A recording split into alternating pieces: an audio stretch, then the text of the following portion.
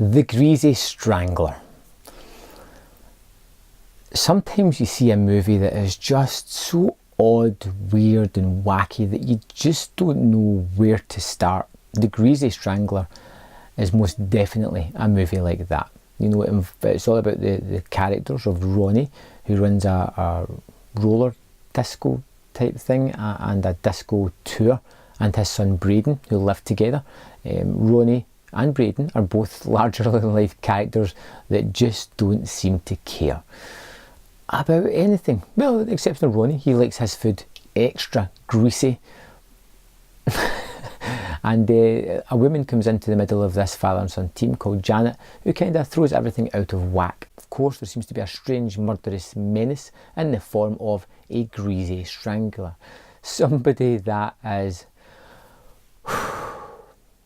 covered head to toe in grease, who kills people, not just strangles, but kills them in various manners. And this is one of the weirdest movies I've seen in the longest while. It reminded me of a schlocky 80s kind of slasher movie mixed with Napoleon Dynamite.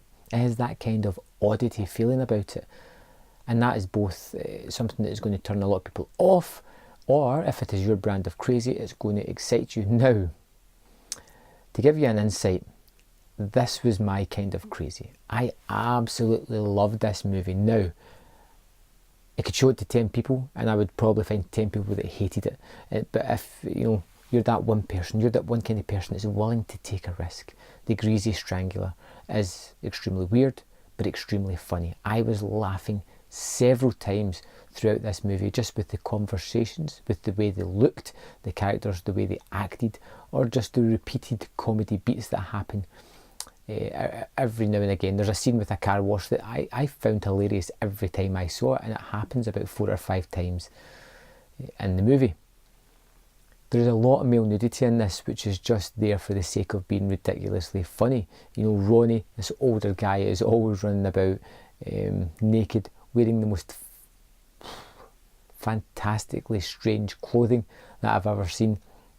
And the conversations between him and Brayden are just downright hilarious, absolutely hilarious.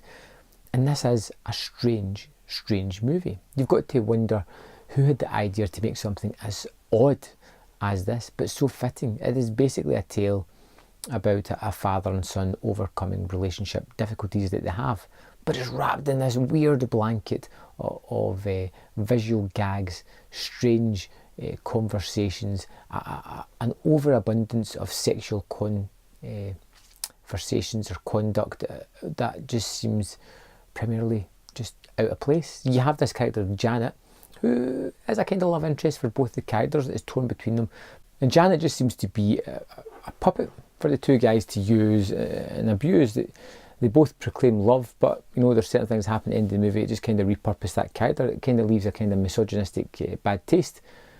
But then these are sort of misogynistic characters that don't really care about anybody else other than each other.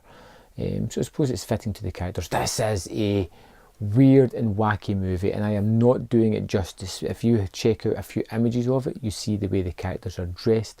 If you can see a trailer for the movie, or hell, go and check this thing out, put it on, give it a good period of time.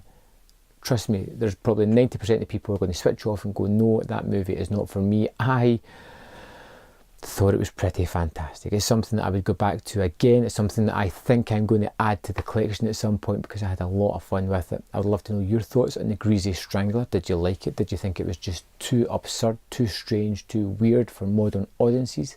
Let me know in the comment box below, and I'll see you next time on Man vs Film.